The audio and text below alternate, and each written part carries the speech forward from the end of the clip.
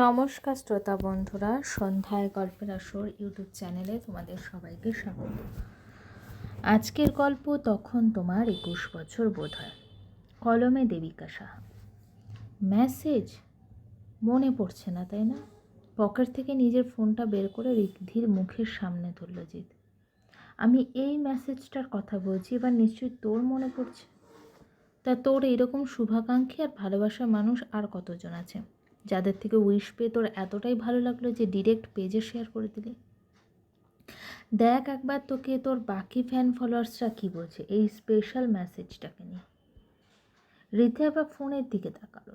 শুভেচ্ছা বার্তাটি বেশ ভালো লেগেছিল ওর কাছে, তাই কি মনে হতেই নিউজ ফিডে শেয়ার করে দিয়েছিল মেসেজটা। মেসেজটা যে পাঠিয়েছে তার প্রোফাইল থেকে সেহেতু সেরকম কোনো ঠিকানা পাওয়া যায়নি, তাই নিউজ ফিডে শেয়ার করেই ধন্যবাদটা জানিয়েছিল। এরকম একটা কাজ মাঝে মধ্যে করে থাকে, সেই মতোই আজকের মেসেজটাও শেয়ার করেছিল। নিতান্ত ভালো লেগেছিল। তাছাড়া আর তেমন কোনো স্পেশাল কিছু ছিল না কাজটার পিছনে। আর এরপর ফেসবুকটাও অন করা হয়নি। কিন্তু এখন রীতিমতো ওই পোস্টার সিচুয়েশন দেখে রীতি বেশ অবাক হলো।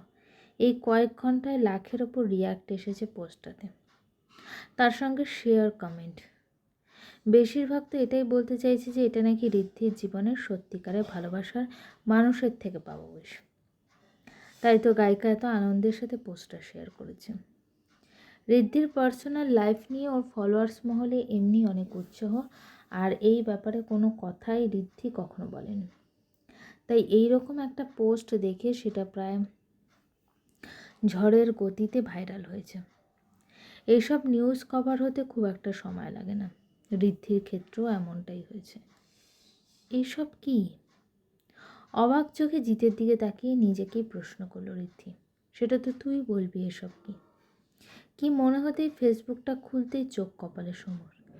কাল রাত্রে ঋদ্ধি কি করা ওর ওই শুভেচ্ছা বার্তার মেসেজটা ঋদ্ধি শেয়ার করেছে।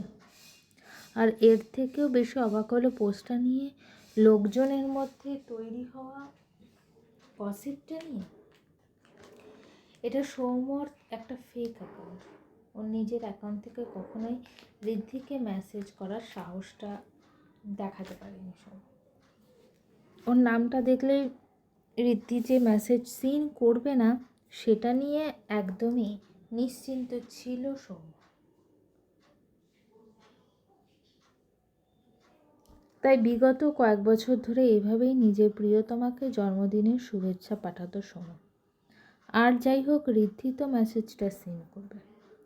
কালকেও সেরকমভাবে মেসেজটা করেছিল, কিন্তু এরকমটা যে হবে সেটা একবারের জন্য ভাবেনি সৌম্য। এবার কি হবে? আপাতত নিজেকে নিয়ে তৈরি হওয়া এই গুজবগুলোকে আটকাতে নতুন করে আর একটা পোস্ট করলো ঋদ্ধি।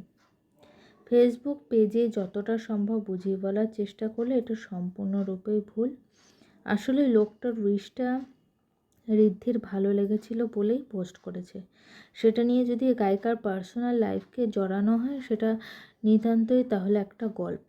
ঋদ্ধি এটাও মেনশন করলো যে অহেতুক তৈরি হওয়া এসব গল্পে ওর কোনো ইন্টারেস্ট নেই, তাই যত তাড়াতাড়ি এই জিনিসটা বন্ধ হবে ততই ভালো। নে ফোনটা ধর, এবার এসব এমনি এমনি বন্ধ হয়ে যাবে। আর এই একটা সামান্য পোস্টের জন্য কত রাগ। কোথায় আগে এসে আমাকে উইশ করবি তা না, এসেই ঝগড়া, তাও আবার এই ফালতু বিষয় নিয়ে। চল বাইরে চল। মনি মনে হয় এতক্ষণে লাঞ্চ সাজিয়ে বসে আছে। এরপর দেরি করলে আমাকে এবার খুব বকা খেতে হবে। আর হ্যাঁ, এসব উটকো ঝামেলা মাথা থেকে বাদ দে। আমি এগোলাম, তুইও আয়। জিতকে উদ্দেশ্য করে কথাগুলো বলে ঘর থেকে বেরিয়ে গেল ঋদ্ধি। তোর কাছে এটা একটা সামান্য বিষয় হলেও আমার কাছে মোটেই এটা সহজ বিষয় না। আমাকে তো জানতেই হবে যে ওই লোকটাকে যে এত সুন্দর করে তোকে শুভেচ্ছাপত্র পাঠিয়েছে, তা আবার নিজের নাম পরিচয় গোপন করে। এই ব্যক্তি শুধুই তোর কোনো ফ্যান নয়, তোকে খুব কাছ থেকেই চেনে সে, নাহলে এত অনুভূতি দিয়ে কথাগুলো লিখতে পারতো না। আর আমি একটু হলেও বুঝতে পারছি যে কাজটা কে করেছে। টেবিলের ওপর খাবারের প্লেট সাজানো দেখে ঋদ্ধির মাথায় হাত। ঋদ্ধির মনি বিশাল এলাহি বন্দোবস্ত করে ফেলেছে। মনি, এসব তুমি কি করছো? এত কিছু? না না, এটা সম্ভব নয় আমার দ্বারা। এই চুপচাপ খেতে বসতো। মনি অনেক কষ্ট করে তোর জন্য রান্নাগুলো করেছে। এখন খাবো না বললে তো চলবে না। না খাইয়ে ওকে যেন আমি ছাড়ছি। সব খেতে হবে। চিংড়ি মাছের মালাইকারি থেকে কতই না ভালোবাসতো আমার মেয়েটা। চিকেন রেজালা, মালাইকারি, এই দুটো দিলে মেয়ে তো আমার কত খুশি। আর ইলিশ ভাপা, এটার কথা ভুলে গেলেন দিদি? ইলিশ ভাপা রান্নাও শিখে নিয়েছিল আমার থেকে। আমরা যদি ওকে রান্না করে না খাওয়াই, তখন যাতে নিজে নিজে রান্না করতে পারে, তাই রান্না শেখার কত তোড়জোড়। উচ্চ মাধ্যমিক পরীক্ষা 2 দিন আগে মেয়ে আমাদের ইলিশ ভাপা শিখেছে। ওইসব দিন কি ভোলা যায়? এই মানুষটাকে এখন এভাবে এখানে দেখবে, সেটা স্বপ্নেও কল্পনা করতে পারেনি ঋদ্ধি। আরে উর্মিলাদি, আপনি যে আমার কথাটা দেখেছেন, আপনার যে আমার যে কি ভালো লাগছে কি বলবো। আসুন দিদি, বসুন। দেখলেন তো কীরকম নিমন্ত্রিত অতিথিদের মতো ব্যবহার করছে আমার সঙ্গে। দিদি, আজ আমার আরেকটা মেয়ের জন্মদিন, আমি কি না এসে থাকতে পারি? মামুনি, উর্মিলা দেবীর সামনে এসে ওনাকে জড়িয়ে ধরল ঋদ্ধি। তুমি এসেছো মামুনি? জানো তো এইবার না জন্মদিনটা খুব ভালো যাবে। আচ্ছা মামুনি, তোমার হাতের ওই স্পেশাল পায়েসটা এনেছো আমার জন্য? ওটা ছাড়া কি আমার ঋদ্ধি মায়ের জন্মদিন কমপ্লিট হবে? আমার কোনো সংশয় নেই রে ঋদ্ধি, তুই আজও আমাদের সেই আগের ঋদ্ধি আছিস। আজকে মায়ের সঙ্গে তোর এই কথাগুলোই তার প্রমাণ, ঠিক আগের মতন। তবে হ্যাঁ, আরও অনেক সারপ্রাইজ অপেক্ষা করছে তোর জন্য আজকে। মনে মনে কথাগুলো ভাবতে ভাবতে নিজে নিজেই হেসে উঠল তিনি। কি একটা মনে হতেই ব্যাগ থেকে ফোনটা বের করে একটা নম্বরের ডায়াল করল। হ্যালো অনিরুদ্ধ, দাদা ভাইকে নিয়ে তুমি ঠিক সময় পৌঁছে যাও, কিন্তু আমিও ঋদ্ধিকে নিয়ে পৌঁছে যাব ঠিক সময়। কি রিইউনিয়ন কবে ঠিক হলো? সকাল পর্যন্ত তো এই প্ল্যানটা শুনি। আরে বাবা, সকালে কি করে শুনবি? প্ল্যানটা তো এইমাত্র হলো। সুচরিতা আর মেঘাকে চিনিস না? ওরা তো এভাবেই হুটহাট প্ল্যান করে। তার সঙ্গে আবার সৌরভও আছে। এবারই বোঝ যে কি দারুণ ইন্টারেস্টেড হবে রিইউনিয়ন পার্টিটা। ওফ, আমি তো জাস্ট ভাবতে পারছি না রে। আমি আর অনিরুদ্ধ দুজনেই না ভীষণ এক্সাইটেড। আমারও বেশ ভালো লাগছে কতদিন বাদে আবার আমরা সবাই একসঙ্গে হব বলতো। আচ্ছা, কটায় বেরোতে হবে আমাদের? ওই তো 6টার মধ্যে বেরিয়ে যাবে। মানে ওখানে গিয়েই তোর বার্থডে কেকটা কাটবো, বুঝলি তো? জি ম্যাডাম, সব বুঝে গেছি।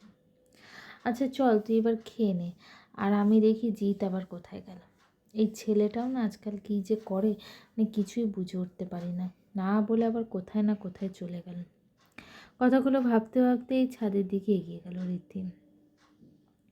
জিৎ এই সময় হয়তো ছাদে থাকতেই পারে। জিতের কাছ থেকে সব থেকে প্রিয় কাজ হলো আকাশ দেখা, তাই কারণে অকারণে ওকে ছাদেই খুঁজে পাওয়া যায়। আচ্ছা, জিতকে কি বলবো? বিকেল আমি থাকবো না এটা জানতে পারলে আমার মন খারাপ করে বসবে ছেলেটা। এই ছেলেটাকে নিয়ে যে কী করি আমি। আজকাল অভিমানের সমুদ্রে ডুবে থাকে সবসময়। আরে তুই এখানে? আমি নিচেই যাচ্ছিলাম তোকে একটা কথা বলতে। হ্যাঁ, আমি তো আসলাম তোকে খুঁজতে, জানতাম তুই ছাদেই আছিস। আচ্ছা এসব ছাড়, তুই বল কী বলবি। তোদের রিইউনিয়নের ব্যাপারটা আমি শুনলাম। তিনি যখন তোকে বলেছিল তখনই শুনলাম। আমি ঠিক করেছি আমিই যাব তোদের সাথে, সেটাই বলতে যাচ্ছিলাম তোকে। তুই যাবি? কিন্তু তুই তো ওখানে কাউকে চিনি না তো কী হয়েছে, তোকে তো চিনি, তোকে চিনলেই হবে। আর এমনিতেই আজকে তোর আর কি বার্থডে, তোকে আজকের দিনে আমি কখনোই একা ছাড়বো না। এই কয়েকটা বছরে যেমন তোর সঙ্গে থেকে তো বার্থডে সেলিব্রেশন করেছি, আজকেও তেমনটাই করব। তুমি যতই আমাকে ভুল বোঝো না কেন, আমি তোমাকে মোটেই ভুল বুঝছি না। যখন তোমার কেউ ছিল না, ছিলাম শুধু আমি। এখন তোমার সব হলেও থাকবো শুধু আমি। Just joking. আচ্ছা, তাই বুঝি? হ্যাঁ, তা আমি যাই, বাড়ি গিয়ে রেডি হতে হবে তো। হ্যাঁ, তা তো হতেই হবে। তোদের সাথে আমি একেবারে ওই জায়গাটায় গিয়ে মিট করে নেবো, কেমন?